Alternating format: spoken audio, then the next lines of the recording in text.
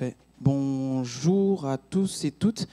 Toujours un bonheur pour moi d'intervenir en région, parce que j'habite Vernon. Donc toujours sympathique de pouvoir parler dans la région où on habite. Merci Arnaud et à toute l'équipe pour l'invitation. Merci pour votre patience. Je sais que ça n'a pas toujours été simple de me joindre. Merci encore aux sponsors qui permettent à ce type d'événement d'avoir lieu en Normandie. C'est important. J'assiste à beaucoup d'événements dans d'autres régions et c'est important que dans la nôtre aussi, on puisse montrer un peu nos savoir-faire et la force des communautés qui s'activent. J'ai dit que je suis Gaël Musquet. La photo que vous avez là, c'est la photo de l'ouragan Hugo. Je suis né en 1980 en Guadeloupe. Mais en 1989, j'ai été victime de l'ouragan Hugo. Alors, pour ceux qui ne voient pas très bien, sur la gauche, vous avez au milieu de la photo, en vert, Sainte-Lucie, la Martinique, la Dominique et presque en bordure la Guadeloupe. Que vous imaginez la taille de ce que c'est qu'un ouragan de force 4.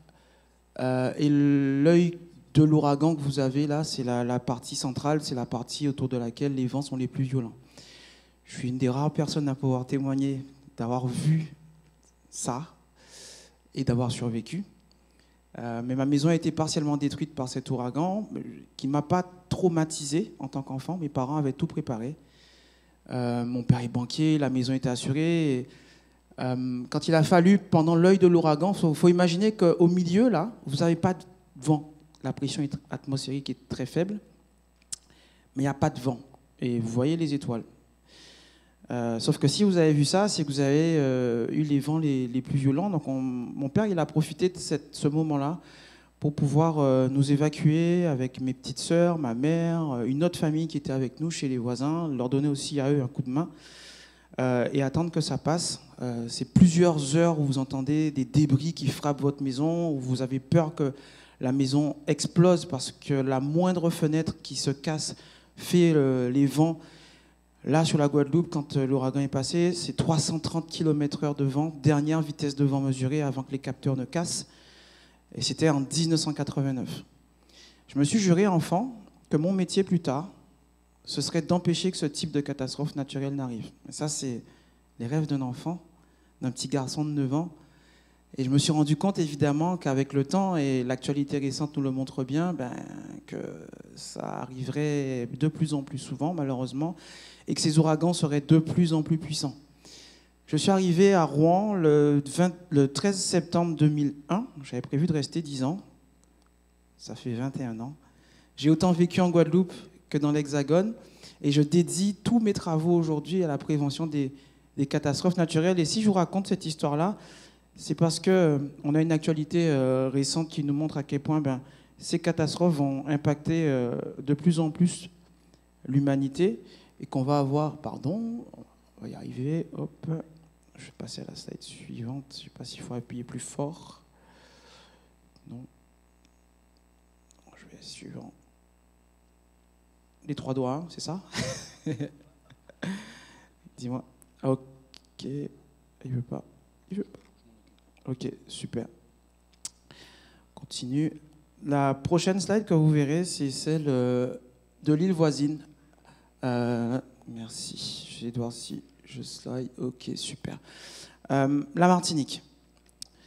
La Martinique, je vous en parle parce que le volcan que vous voyez derrière, c'est la montagne Pelée. C'est la plus grosse catastrophe naturelle qu'a connue la France en 1902. Et je vous montre cette photo qui date de 2015. Parce que cette catastrophe naturelle-là, elle nous réunit un peu aujourd'hui. En 1902, quand la montagne Pelée est entrée en éruption, on avait tous les signes avant-coureurs que la nature allait frapper Saint-Pierre, qui était à l'époque le petit Paris de la Caraïbe. C'était vraiment la capitale économique de la France au sein des Caraïbes. On avait des câbles télégraphiques déjà qui permettaient de relier l'outre-mer à la France hexagonale, à la Guadeloupe déjà. Et cette catastrophe-là a cassé les câbles télégraphiques entre la Martinique, la Guadeloupe et l'Hexagone. Et à l'époque, on envoie ce monsieur qui est juste là. Qui connaît cet homme-là? Personne? Bon, c'est cool. Enfin, c'est pas cool, mais Mais je vous explique pourquoi il est important. C'est Gustave Ferrier. Gustave Ferrier, il est envoyé à l'époque là-bas avec la 5G de l'époque. La 5G de l'époque, c'était la télégraphie sans fil. Et en fait, c'est la première fois, en 1902, il faut imaginer que la montagne Pelée vient de tuer 30 000 personnes. 30 000 Français sont brûlés, sont morts brûlés vifs sur les flancs de ce volcan le 8 mai 1902, alors que les animaux étaient partis, les serpents, les scolopendres, les oiseaux.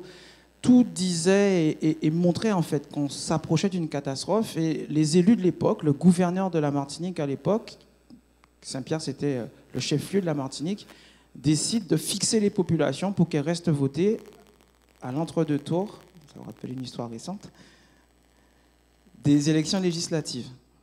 Et le rôle de Gustave Ferrier, c'est qu'après cette catastrophe, on a estimé que c'était important de tester les nouvelles technologies pour pouvoir faire face et aider les populations qui étaient sinistrées et qu'il fallait encore évacuer parce que l'éruption ne s'est pas arrêtée au 8 mai. Et la télégraphie sans fil a permis de relier la Martinique, depuis la Trinité jusqu'à Pointe-à-Pitre, et de prouver qu'on était capable d'utiliser cette technologie, ces 200 km, pour pouvoir aider les populations. Gustave Ferrier, quand il est revenu, il a posé ses émetteurs. Quelqu'un sait où? À Paris, sur la Tour Eiffel. Il s'est associé à Gustave Eiffel pour pouvoir tester cette technologie à Paris. Et depuis 1903, la Tour Eiffel est devenue un émetteur radio stratégique. À tel point qu'en 1909, quand il a fallu détruire la Tour Eiffel, on ne l'a pas fait. On ne l'a pas fait parce que la Tour Eiffel a permis, grâce à ses émetteurs radio, de transmettre le temps. Vous savez, le protocole NTP qu'on utilise tous, ou d'autres protocoles comme PTP qui permet, Precise Time Protocol, qui permettent de transmettre le temps, la transmission du temps est devenue stratégique pour l'humanité. Parce que grâce à la transmission du temps, on a pu synchroniser les horloges, d'une part, mais aussi calculer les longitudes des bateaux.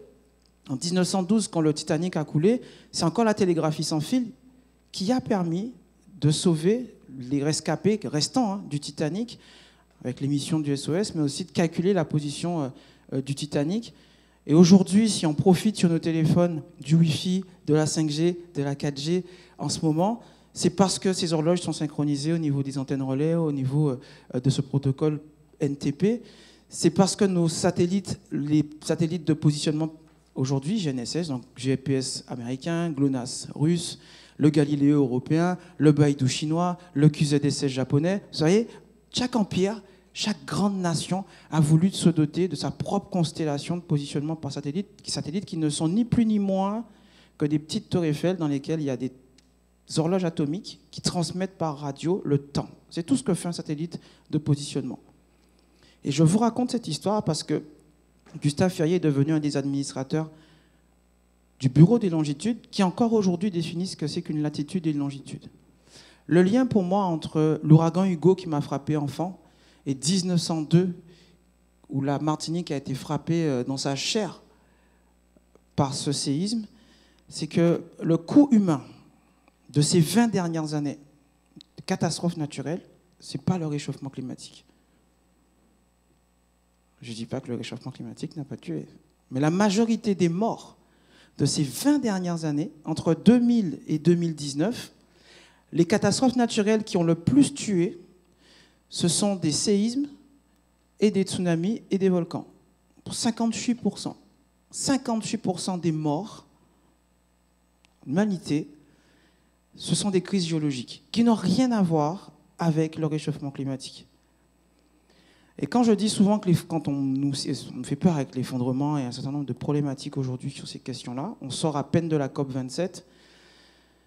Si on devait être vraiment pragmatique et utiliser toutes les technologies à la disposition de l'humanité pour pouvoir faire face aux défis qui nous attendent, réchauffement climatique et crise géologique, il faudrait qu'on mette le paquet sur les crises géologiques. Et tous les ans, je rentre chez moi, en Guadeloupe, pour participer à un exercice qui s'appelle Caribou-Wave, où on met en œuvre des systèmes d'alerte des populations, ce qu'on appelle les EWS, les Early Warning Systems, pour pouvoir utiliser des protocoles qui permettent d'avertir et d'alerter le plus vite possible les populations.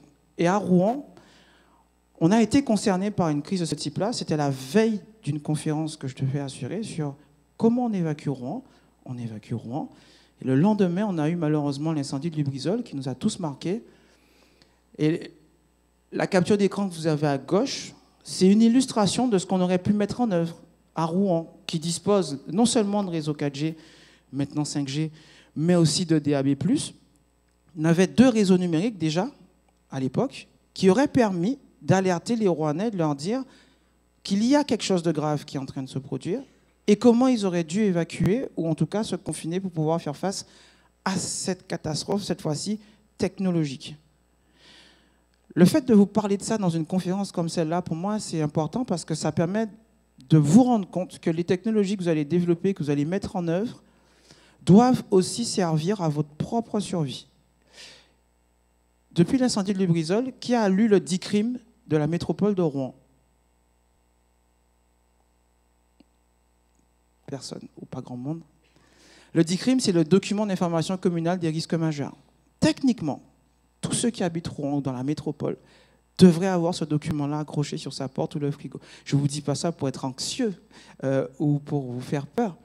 C'est que la culture du risque, malgré la crise qui nous a frappés dans la métropole, vous vous rendez compte que depuis, en tant que population, en tant que citoyen habitant dans la métropole, vous ne savez pas forcément plus, alors que cet incident-là nous a marqué, comment vous devriez vous comporter si jamais une catastrophe naturelle venait à survenir à Rouen. Et ça, c'est important pour moi de le dire, de vous l'expliquer. Et si vous voulez aller plus loin, ma conférence ne suffirait pas à vous expliquer tout ce qu'il y a à faire, mais lisez ce DICRIM, D-I-C-R-I-M, ou le PFMS, le plan familial de mise en sûreté. Ce sont toutes les consignes et toute l'histoire de la métropole en matière de risque majeur et les consignes que vous devriez appliquer, les radios que vous devriez écouter, les protocoles comme l'alerte cellulaire, le cell broadcast que vous devriez accéder pour pouvoir avoir la bonne attitude. Alors, je vous ai mis quelques captures d'écran supplémentaires, mais c'est pour vous montrer que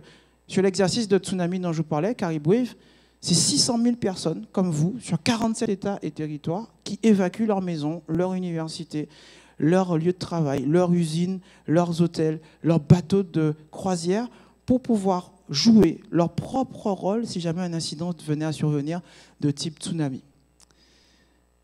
Si vous voulez encore aller plus loin, je vous invite à lire un peu mon livre de chevet. C'est super, hein, les copains. Et vous voyez qu'il y a eu beaucoup de commentaires négatifs sur « on s'est encore réunis pour rien, à quoi ça sert tout ça ?» Chaque dixième de degré gagné sur le réchauffement climatique va compter. Et si vous voulez vraiment aller plus loin, je ne dis pas qu'il ne faut pas faire de COP, mais pour moi, un des documents les plus importants que l'humanité va devoir utiliser et appliquer, c'est le cadre d'action de Sendai, entre 2015 et 2030. Parce que, comme le nom l'indique, c'est cadre d'action. En gros, par rapport au COP, le cadre d'action de Sendai, je vais être un peu cru, désolé pour la personne qui a sur la vélotypie. Le cadre d'action de Sendai, en gros, il dit bah, les gars, c'est la merde. C'est la merde, et comme c'est la merde, ben, il va falloir qu'on s'adapte et qu'on utilise toutes les technologies à disposition, tous les moyens d'évacuation ou de confinement à disposition pour pouvoir faire face à ces catastrophes naturelles-là. Mon quotidien, depuis 89, vous pourrez me dire, Inès, je ne dors pas beaucoup, c'est des choses qui sont stressantes. Je traite et je gère des morts, des blessés, des bateaux de sauvetage comme l'Aquarius. C'est pas évident.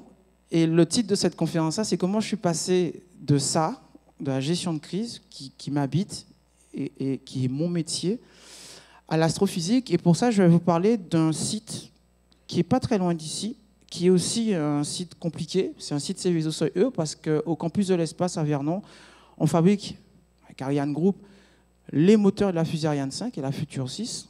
On les teste, ce qui demande qu'on ait de l'hydrogène liquide et de l'oxygène liquide. Et donc, on est sur un site qui a une grande histoire. Après la Seconde Guerre mondiale, c'est où on a placé les soldats allemands qui fabriquaient les V2 et qui nous ont appris comment on propulsait ces machines qui ont été le berceau et qui sont aujourd'hui les engins qui permettent à l'humanité de surmonter les défis que je vous raconte là. Parce que c'est aussi grâce à l'industrie spatiale qu'on sait vers quoi on tend avec le réchauffement climatique, mais on sait comment aussi réagir face à une catastrophe comme un tsunami ou un volcan.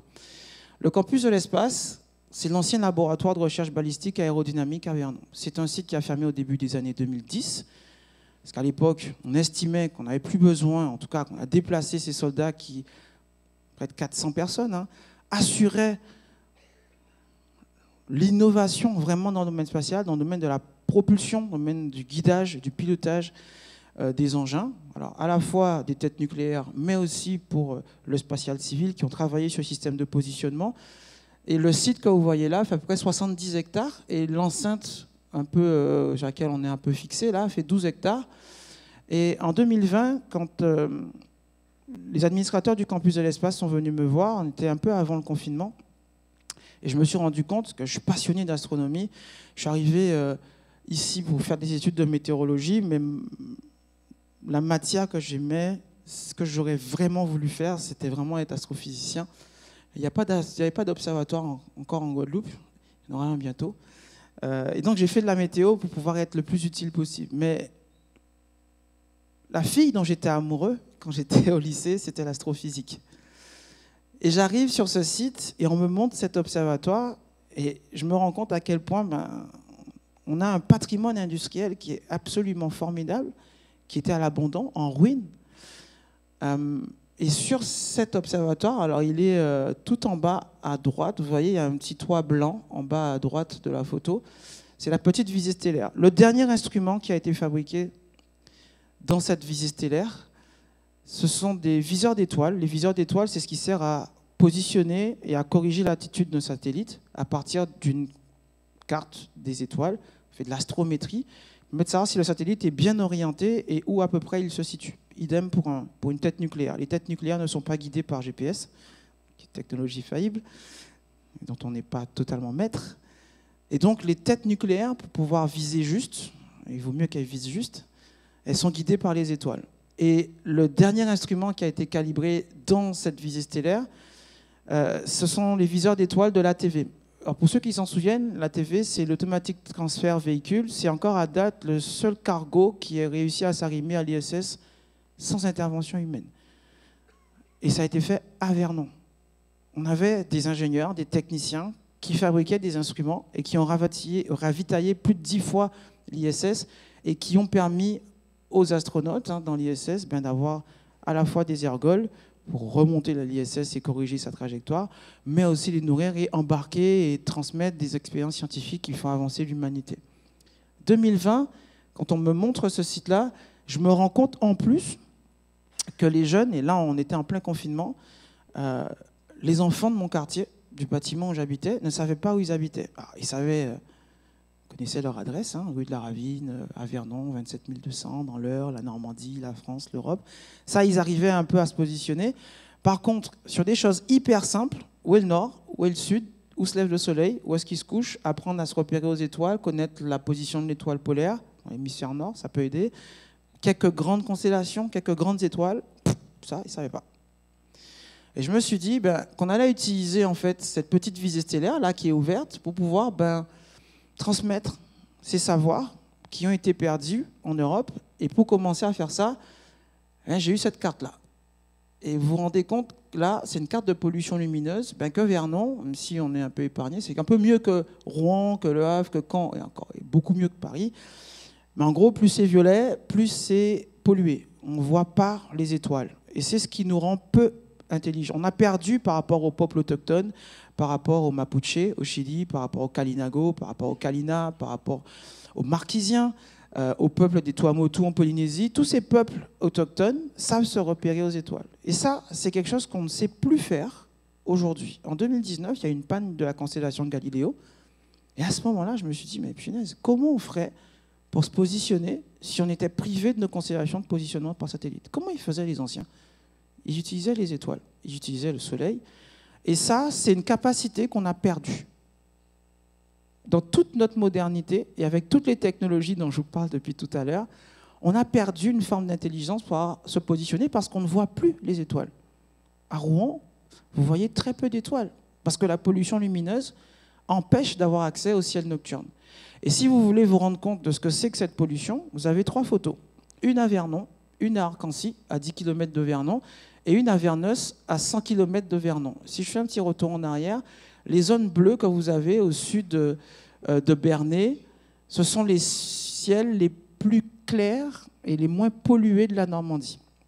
Donc si vous voulez profiter du ciel nocturne, vous vous éloignez des villes pour pouvoir en profiter. Et donc Verneus, c'est au sud de Bernay, Et c'est des photos de la même zone de ciel dans la constellation de Cassiopée. Et vous voyez à quel point la pollution lumineuse, un gradient de pollution là, comme la pollution atmosphérique, nous empêche d'avoir accès aux étoiles. Et ça, c'est un peu problématique, pour deux raisons. Alors, évidemment, parce qu'on ne profite pas de la beauté du ciel nocturne, mais en même temps, parce que les instruments qui sont au sol, vous avez vu, quelques milliardaires qui ont quelques velléités à lancer plein de trucs là-haut. Le problème de lancer plein de trucs là-haut, et on a eu une explosion de second étage de la fusée Longue Marche chinoise il n'y a pas longtemps, c'est 50 débris supplémentaires qui ont été éjectés à 500 km, entre 500 et 700 km d'altitude.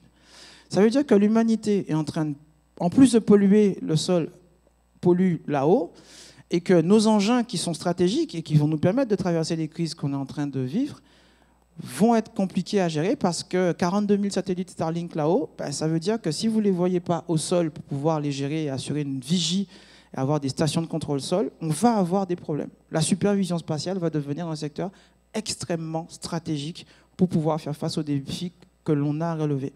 Le numérique est souvent vilipendé comme source de pollution, et c'est vrai, on a encore des progrès à faire sur l'utilisation de terres rares, sur la consommation, sur l'optimisation de nos serveurs, sur leur utilisation le plus longtemps possible, nos téléphones, etc. Ça, c'est vrai.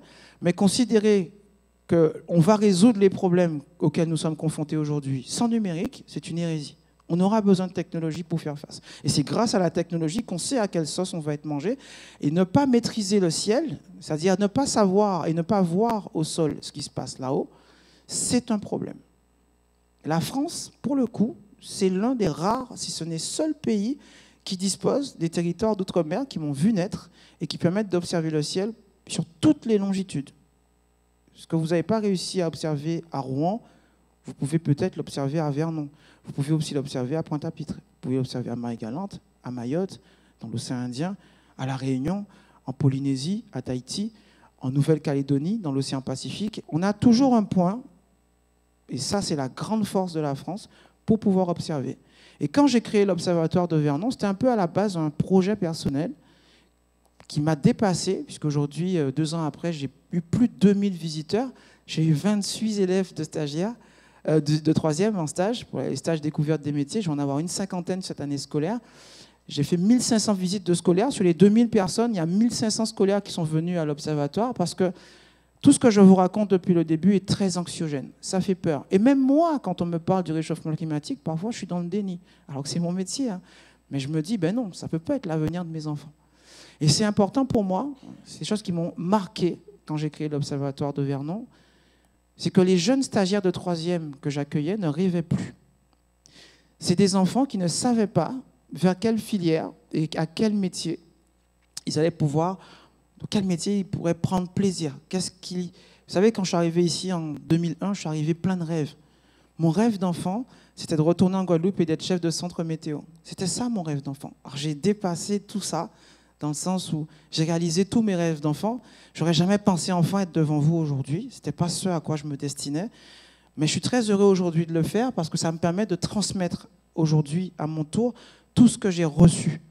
Et ce que j'ai reçu, c'est pouvoir en fait expliquer à ces enfants la beauté du ciel nocturne au-dessus de leur tête, leur expliquer comment on va utiliser le numérique pour relever les défis auxquels on va être confronté. Et l'astronomie, pour ça, c'est la mère de toutes les sciences. L'écologie, c'est une science qui nous explique où on va, quel est notre futur souhaitable, quel est notre futur possible. L'astronomie, c'est l'inverse, c'est d'où on vient. Comment ces étoiles, avec les poussières, les gaz, nous ont formés et comment on pourrait aussi, parce que c'est aussi ça l'enjeu, produire de l'énergie de la manière la plus propre et la plus efficace possible. Et donc, dans cet observatoire, j'ai voulu tout de suite mettre au cœur des moteurs de cet observatoire des logiciels libres, des protocoles libres, qui me permettraient de piloter mes robots astronomiques, mes montures, mes télescopes.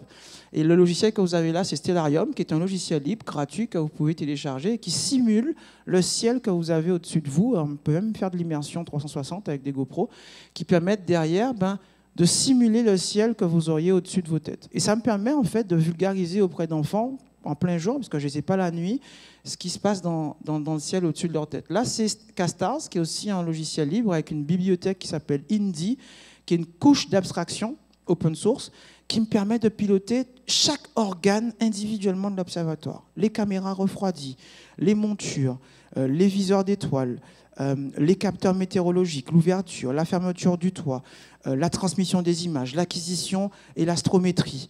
Tous ces logiciels-là sont libres et permettent d'assurer à la fois une automatisation de l'observation, mais aussi la transmission et le pilotage des observatoires que je suis en train de construire en Outre-mer, puisque Vernon est un observatoire de tête, mais il va récupérer les images et piloter des télescopes qui sont en Guadeloupe et à Mayotte pour l'instant. On espère en installer bientôt en Polynésie, en Nouvelle-Calédonie. On a pris un peu de retard à cause du Covid, mais c'est en bonne voie. Et l'idée, c'est de pouvoir utiliser aussi le numérique pour pouvoir voir tout ce à quoi on n'a pas accès. Aujourd'hui, les télescopes que vous voyez là, ce sont les deux gros instruments principaux. On est sur ces machines à un télescope Newton de 200 mm, 254 mm, un autre Richer Chrétien de 200 mm. Et ça me permet en fait de faire quelques photos, parce que vous n'êtes pas venu quand même pour rien, je ne sais pas les trucs un peu qui font peur, mais ça me permet d'observer le ciel. J'ai aussi ce télescope, cette lunette astronomique équipée de spectroscope, qui me permet de faire plus que de l'astronomie pure, mais de l'astrophysique. On va décomposer la lumière des étoiles, on va faire passer cette lumière dans des fentes qui vont ensuite isoler l'objet que l'on veut et permettre derrière d'analyser la lumière. Et l'analyse de cette lumière permet de comprendre ce qui se passe dans ces milieux stellaires. Là, c'est la Voie lactée telle qu'elle est photographiée. Vous n'avez pas besoin de télescope pour faire une photo comme ça. Il faut juste un appareil photo numérique. Là, en l'occurrence, c'est un Alpha 7 de chez Sony, un objectif de 50 mm et un intervallomètre pour pouvoir faire des photos que vous allez ensuite stacker, donc empiler. On est dans ce qu'on appelle le triangle de l'été, avec Deneb, Vega, Altaïr, constellation du Cygne, de l'Aigle et de la Lyre, qui sont les 3 étoiles les plus brillantes dans le ciel pratiquement l'été. Et ça, c'est une photo que j'ai faite à Rouen. Il n'y a pas de traitement Photoshop là, c'est des images qui ont été empilées. Je n'ai pas embelli la photo, mais aujourd'hui, c'est ce qu'on est capable de faire avec un appareil photo numérique assez simple, parce qu'à Vernon, on a moins de pollution lumineuse qu'à Rouen et qu'on peut faire ce type de photo. Là, c'est la comète K2020 qu'on observait à l'été 2020, vue sur les hauteurs du campus de l'espace.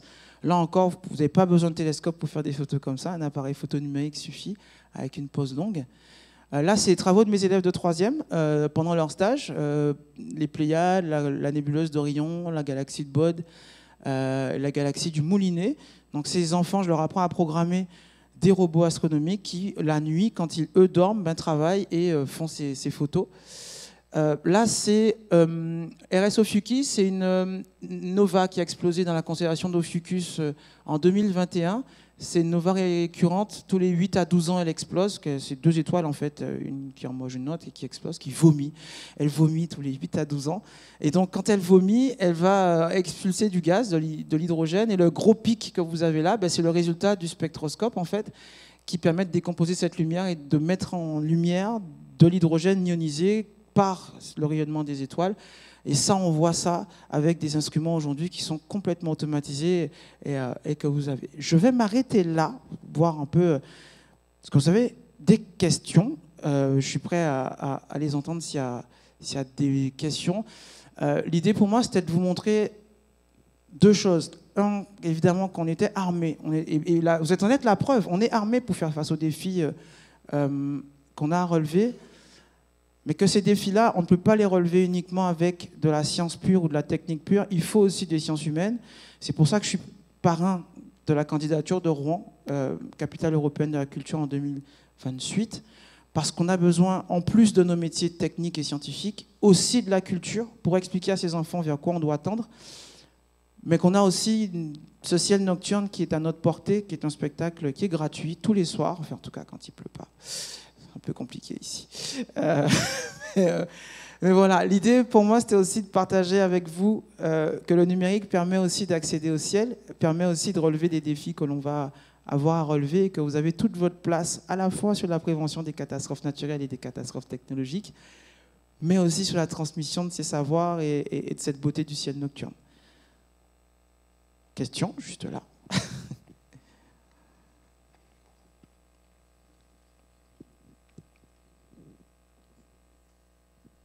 Merci. Oui, ma question, c'est de savoir, en tant que population, à propos des métropoles illuminées, etc., est-ce qu'on a des moyens de pression ou comment est-ce qu'on peut faire pour que les mairies et les élus nous nous fasse gagner un peu d'obscurité dans nos villes. Par exemple, à Rouen, là, il y a le parc au train. Je ne sais pas si des gens l'ont déjà vu, qui pète la gueule, si je peux me permettre, et qui sert à rien parce qu'en fait, on pourrait avoir, quand bien même les ouvriers qui seraient là-bas travailleraient la nuit, ils pourraient avoir des lampes de proximité, etc. Et non, on met des énormes spots qui sont terribles, quoi. Donc voilà. La métropole est sponsor de l'événement, donc j'espère qu'ils vont nous entendre. On a malheureusement, heureusement, je ne sais pas dans quel sens faut le prendre, la crise énergétique qui a quand même fait avancer les mentalités là-dessus. Donc ça va être top derrière de pouvoir malheureusement utiliser cette crise comme moyen de pression, parce qu'on va avoir des collectivités, et on a des collectivités qui font l'effort. Je reviens de Calvi, j'étais en Corse hier. Je suis arrivé ce matin. C'est compliqué. Et en Balagne, les élus ont commencé à faire digérer un peu cette pilule de la peur de l'obscurité. On a encore peur du loup en 2022. Je plaisante, on a peur des cambriolages, parce que l'enjeu de la sécurité, c'est la première objection d'un élu, parce que sa population, dans la balance sécurité, obscurité, c'est sécurité qui pèse le plus. En Balagne, Jean-Marie Seyt, qui est le maire de Galéria, en Corse, il a décidé de faire une nuit astronomique pour pouvoir montrer aux habitants de Galéria comment l'obscurité permet de faire des économies, c'est vrai, et en même temps de redécouvrir en Corse la beauté du ciel nocturne. Parce qu'en Corse, c'est encore magnifique, c'est encore plus magnifique, je vous laisse imaginer. Ça, c'est un premier moyen de pression, c'est-à-dire que nous, astronomes amateurs, notre rôle aussi, là, on a envoyé Artemis, qui est parti hier ou avant-hier, c'est de faire découvrir aussi aux populations et à nos élus. Ils ne sont pas omnipotents, omniscients. L'élu ne sait pas tout, il ne voit pas tout. C'est aussi à nous, et c'est ce que j'ai fait à Vernon, de leur montrer qu'il y a un intérêt aussi de sécurité spatiale, mais aussi de profiter de ce ciel nocturne. Et d'un point de vue culturel, c'est des choses que j'ai évoquées pour la candidature de Rouen en 2028, à la capitale européenne de la culture. Donc ça, c'est des choses qui sont en discussion, qui sont évoquées. Et écrire tout simplement aussi à vos maires, à la métropole, en leur disant voilà, que vous êtes sensibles à ces questions-là et que de toute façon, on ne va pas avoir le choix parce que la loi impose aujourd'hui aux enseignes, aux collectivités, de ne pas éclairer les cours d'eau, de ne pas éclairer à pleine puissance. Les LED amènent un nouveau problème, c'est que les LED émettent énormément sur tout le spectre. Et donc, le spectre lumineux, et par rapport à des lampes à vapeur de sodium ou de mercure, on a du mal à filtrer cette lumière-là. Mais l'avantage de la LED, en général, c'est que ces lampadaires sont beaucoup plus directifs. Ils éclairent beaucoup moins le ciel. Parce qu'au-delà de l'éclairage, le problème, c'est surtout qu'on éclaire le ciel. Il faut éclairer le sol, c'est où on a besoin de voir. Et que ces enjeux-là sont régulièrement discutés. Et quand ça n'arrive pas, la loi, bientôt, va contraindre et punir les collectivités et les enseignes qui ne respectent pas cet éclairage-là. On a encore 5 minutes si vous avez des questions. Vous pouvez utiliser les réseaux sociaux aussi pour pouvoir inviter vos collectivités à faire les bons choix en matière d'éclairage public et voir aussi certaines enseignes et les inciter à le faire en passant. Bonjour, merci pour la conférence. J'ai juste été inattentive et je voulais à nouveau avoir le nom du logiciel libre pour regarder les simulations du ciel. Alors, Stellarium, S-T-E-2-L-A-R-I-U-M. Je ne sais pas si ça affiche là. Non, on ne voit pas. On ne le voit pas, c'est pas marqué. Mais c'est Stellarium, où, voilà, on l'a affiché maintenant, c'est cool. Et le deuxième, c'est Castars. Là, Castars, c'est un logiciel qui, lui, va plutôt piloter les instruments. Stellarium en est capable, mais Castars, c'est un logiciel multiplateforme qui est basé sur KDE. Mais vous n'êtes pas obligé d'utiliser KDE pour les puristes. Ça marche très bien avec GNOME. Mais qui permettent vraiment de piloter toute la chaîne d'acquisition et l'observatoire. Pas de quoi? Une autre question? Sinon, je suis là toute la journée. Si vous êtes timide, vous n'hésitez pas à me faire un croche-patte et je m'arrêterai. D'accord? C'est bon pour vous? Je crois qu'il y a une pause avant, c'est ça? Je vais vous libérer. Et vous n'hésitez pas à m'interpeller dans la journée si vous avez des questions ou si vous voulez en savoir plus. Merci en tout cas de votre accueil.